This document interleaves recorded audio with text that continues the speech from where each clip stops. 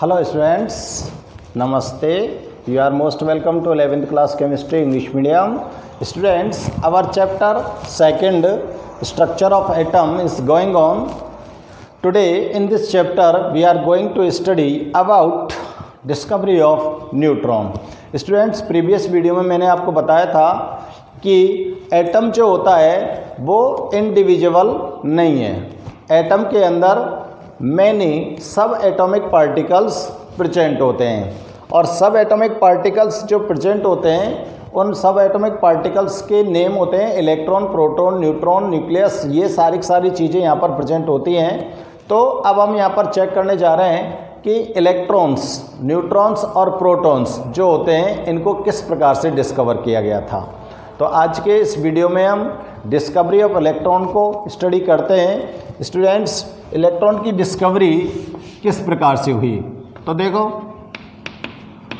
Discovery of electron, electron की discovery किस प्रकार से हुई ये हम चेक करते हैं. तो आप लोग यहाँ पर मेरी बात को थोड़ा सा ध्यान से सुनेंगे. तो देखो, मैं दो नाम ले रहा हूँ. एक तो विलियम क्रुक्स और दूसरा ले रहा हूँ जे थॉमसन. ठीक है ना. यहाँ पर टू साइंटिस्ट हैं, विलियम क्रुक्स और जे थॉमसन. इन दोनों साइंटिस्टों ने एक एक्सपेरिमेंट किया था और एक एक्सपेरिमेंट के थ्रू कैथोड रेज को, किसको, कैथोड रेज को डिस्कवर किया था.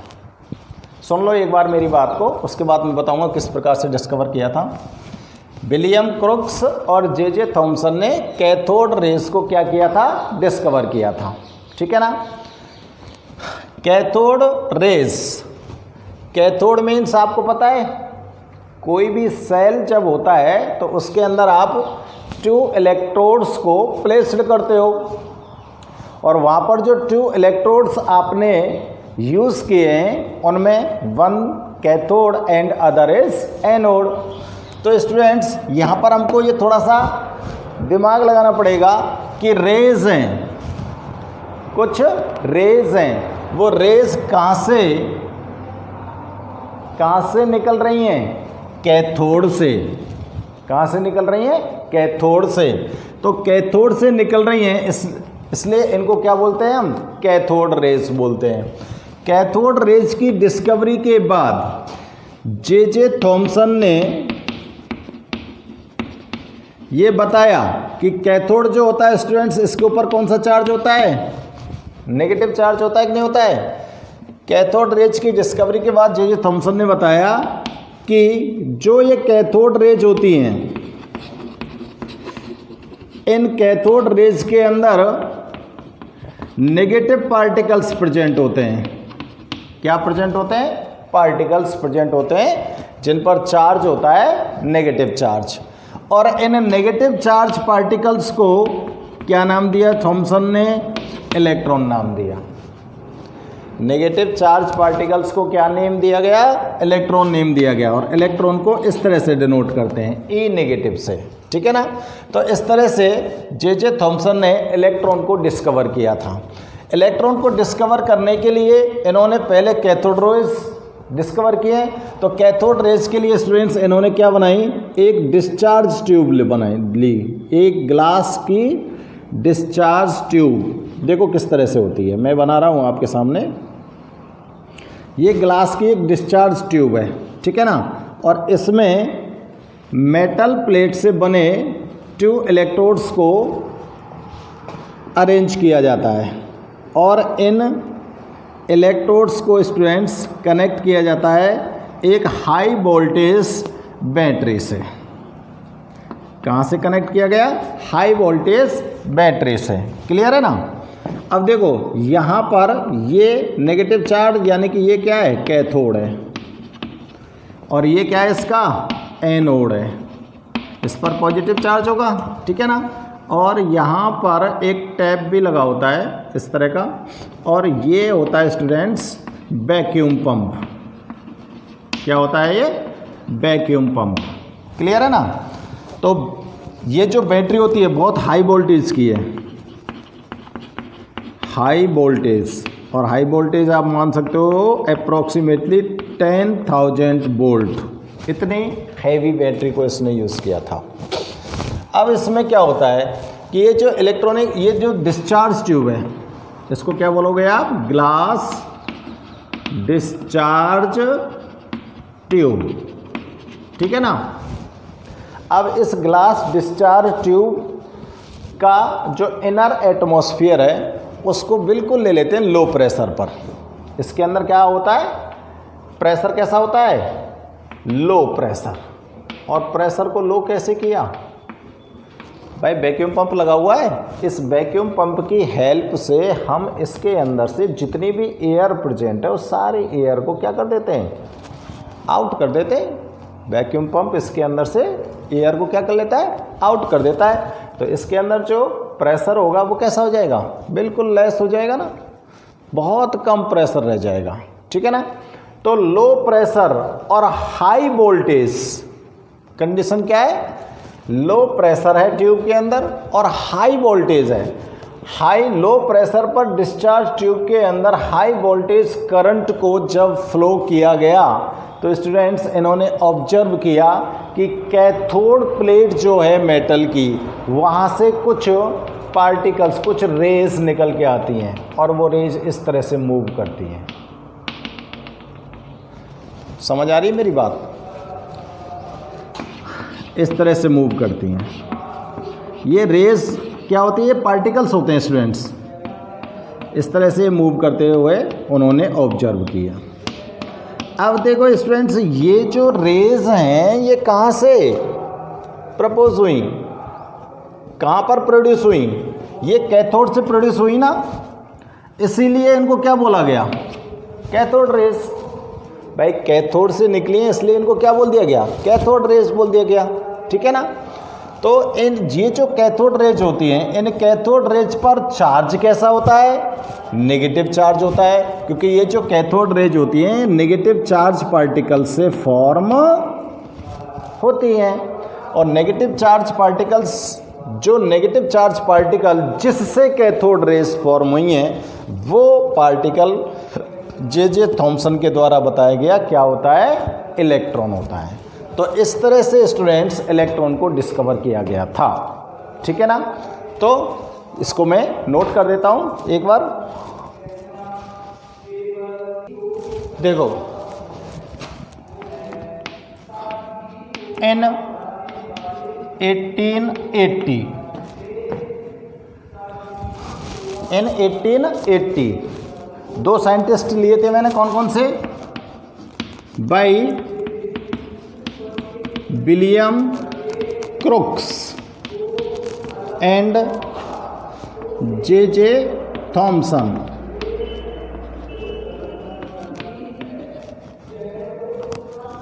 Cathode rays discovered, cathode rays यहां लिख देता हूं, डिस्कवर्ड कैथोड रेज, ठीक है।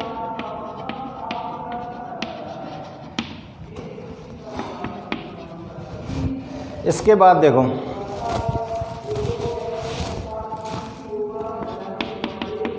Electron was discovered by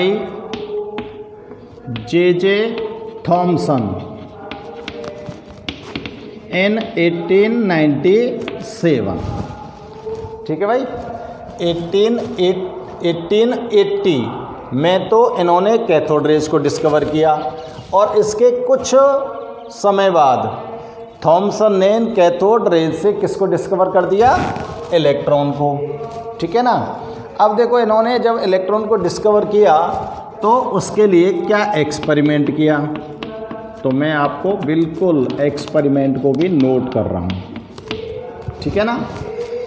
experiment को नोट कर रहा हूँ। डिस्चार्ज ट्यूब मैंने अभी आपको फिगर में दिखाई थी, ठीक है ना। तो डिस्चार्ज ट्यूब का फिगर हम फिर से बना देंगे, लेकिन एक्सपेरिमेंट को देखते हैं हम एक बार, ठीक है ना।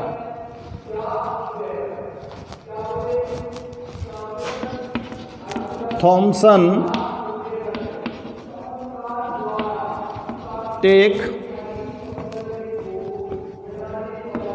taken a glass vacuum tube, glass vacuum tube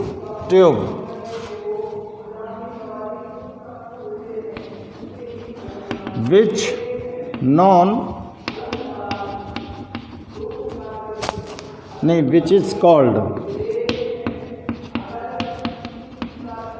discharge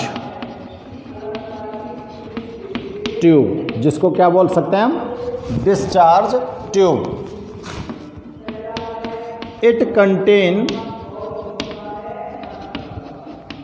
two thin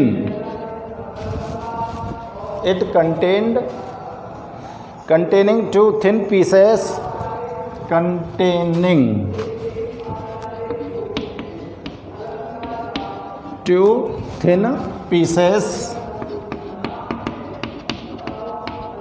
of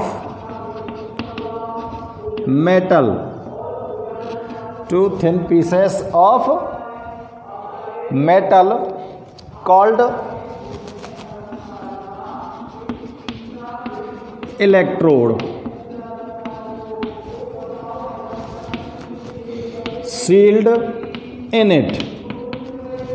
भाई दो मेटल की थिन प्लेट ले ली और दोनों थिन प्लेट के इलेक्ट्रोड बनाकर उस ट्यूब के अंदर ट्यूब को क्या कर दिया? सील्ड कर दिया. ठीक है ना, जैसा कि फिगर में आपने देखा था. अब देखो इसके बाद क्या होता है. बोथ इलेक्ट्रोड, दोनों इलेक्ट्रोड को कनेक्ट करना है ना. Both electrodes were connected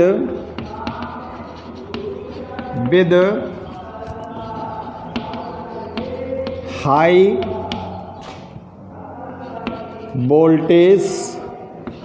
voltage को भी मैं नोट कर रहा हूँ. बैटरी, दोनों इलेक्ट्रॉन्स को किससे कनेक्ट कर दिया? हाई वोल्टेज की एक बैटरी से कनेक्ट कर दिया. ठीक है ना. Current is applied. अब इसके बाद क्या करोगे आप? करंट इज अप्लाइड, करंट को अप्लाई करो.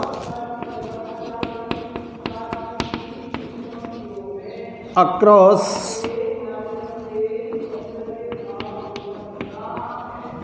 the electrodes. भाई इलेक्ट्रोड्स के थ्रू आपको क्या करना है? अब करंट को अप्लाई करना है. ठीक है ना. Current start flowing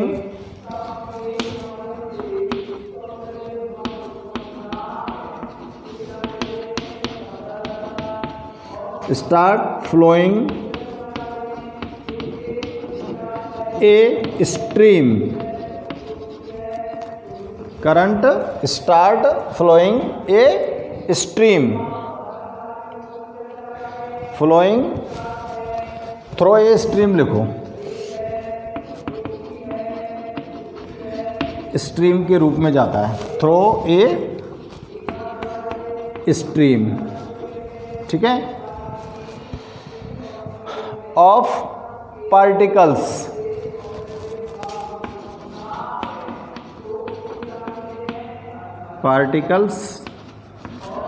moving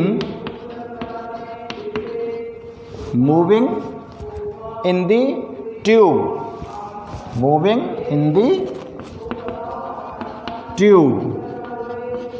from cathode to anode. जैसे आपने हाई वोल्टेज बैटरी से करंट को इलेक्ट्रोड्स के अक्रॉस अप्लाई किया तो current starts flowing through a stream of particles. तो ये करंट होता है, ये उसके अंदर जैसे ही पास होता है तो ये stream of particles moving in the tube from cathode to anode.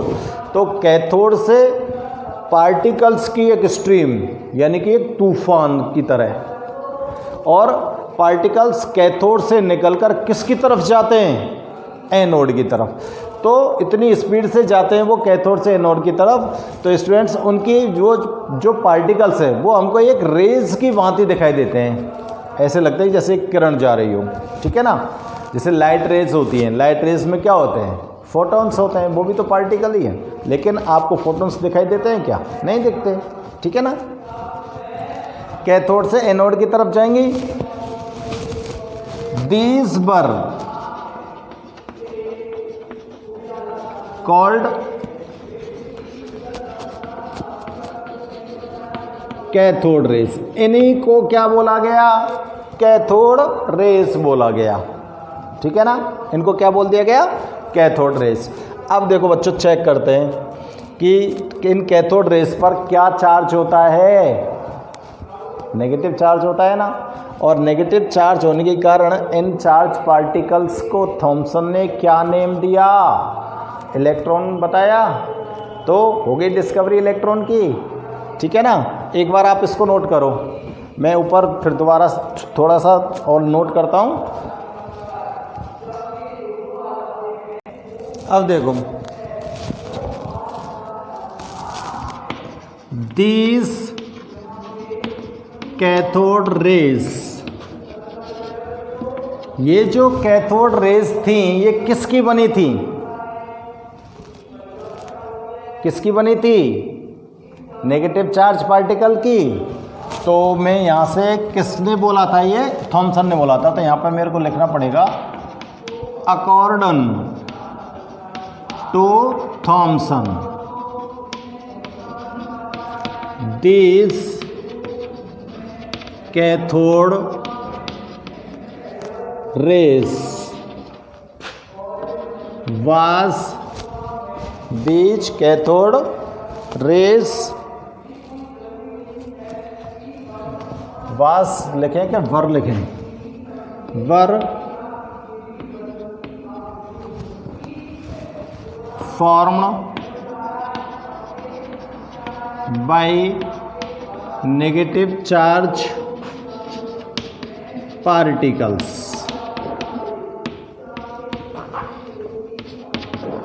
These negative charge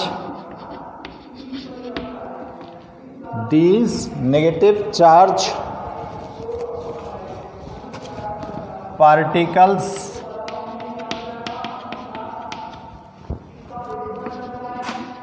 were called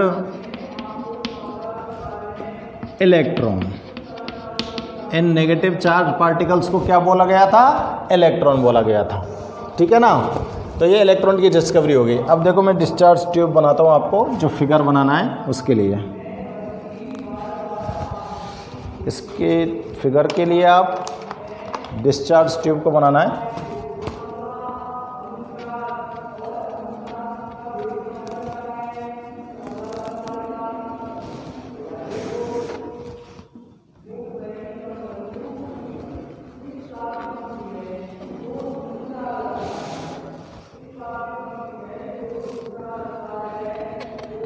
यहाँ पर वैक्यूम पंप लगा देता हूँ मैं, ठीक है ना। और वैक्यूम पंप में एक टॉप लगा देते हैं। इसको खोलने के लिए और बंद करने के काम आएगा ना।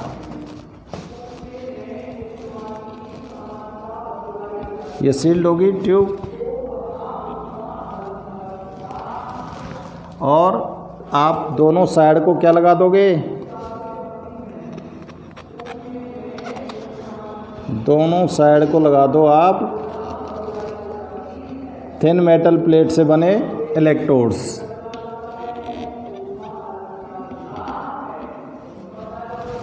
और इन इलेक्ट्रोड्स को कनेक्ट कर देना है किसके साथ?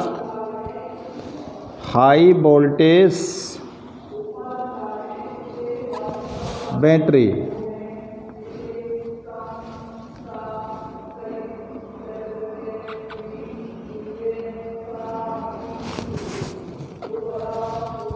ये इसका नेगेटिव चार्ज और ये इसका पॉजिटिव एंड। यहाँ पे लिख देता हूँ मैं हाई वोल्टेज, और वोल्टेज की अमाउंट रखी गई थी 10,000। ये हो गया कैथोड, ठीक है ना, इस पर नेगेटिव चार्ज है। और ये हो गया इसका एनोड, इस पर पॉजिटिव चार्ज है। और यहाँ पर ये क्या है, वैक्यूम पंप, ठीक है ना। और ट्यूब के अंदर प्रेशर कैसा रखा है बच्चों, लो, ठीक है ना। और ये क्या है, मेटालिक इलेक्ट्रोड, ठीक है ना, ये भी मेटालिक इलेक्ट्रोड है, कोई दिक्कत नहीं है। अब यहाँ से आप इस तरह से पार्टिकल्स को मूव करवाओ कैथोड टू एनोड, जो एक रेज की भांति आपको विजिबल होंगे, ठीक है ना।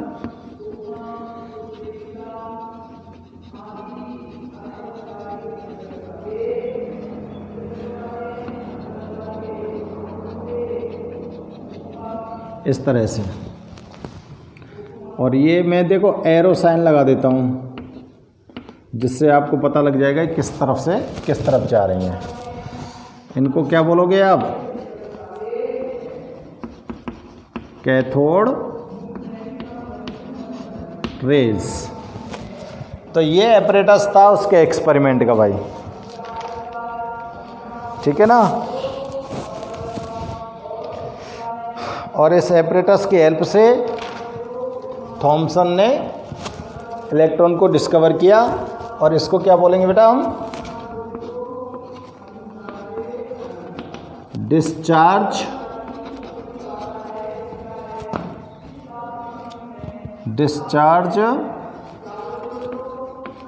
ग्लास ट्यूब,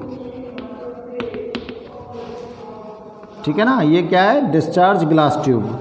अब डिस्चार्ज ग्लास ट्यूब कैसी होती है, ये आपको पता ही है। ग्लास ट्यूब है, उसके अंदर वैक्यूम पंप लगा हुआ है। वैक्यूम पंप की हेल्प से इसके एयर को बाहर खींच देंगे। इसके अंदर मेटल की थिन प्लेट लगी होती हैं जो इलेक्ट्रोड की तरह काम करती हैं। और उन इलेक्ट्रोड्स को हम कनेक्ट करते हैं बैटरी से, ठीक है ना। और फिर ये इलेक्ट्रिक इसके अंदर पास कर सकते हैं। तो ये होती है एक डिस्चार्ज ट्यूब। तो इस तरह से हुई थी स्टूडेंट्स इलेक्ट्रॉन की डिस्कवरी। तो आप लोग ध्यान से चेक करो, और मुझे लग रहा है कि आप लोग समझ गए होंगे, ठीक है ना। तो इलेक्ट्रॉन की डिस्कवरी के बाद स्टूडेंट्स अब यहाँ पर सवाल ये आया था कि इलेक्ट्रॉन की डिस्कवरी तो आपने कर ली, लेकिन इलेक्ट्रॉन के ऊपर क्या तो चार्ज होता है और क्या इलेक्ट्रॉन का मास होता है, यानी कि ये पार्टिकल्स कितने हेवियर होते हैं, कितने बड़े हैं, कैसे होते हैं, इन पर चार्ज कितना होता है। तो देखो चार्ज बाय मास रेशो ये हमको डिटरमाइन करना है। अब इसके बाद तो थॉमसन ने इलेक्ट्रॉन को डिस्कवर करने के बाद इसका चार्ज और मास भी एक्सप्लेन किया था, और उसके लिए भी एक डिस्चार्ज ट्यूब से एक्सपेरिमेंट किया था। तो चार्ज बाय मास रेशो हम आपको एक्सप्लेन करेंगे नेक्स्ट वीडियो में। Okay students.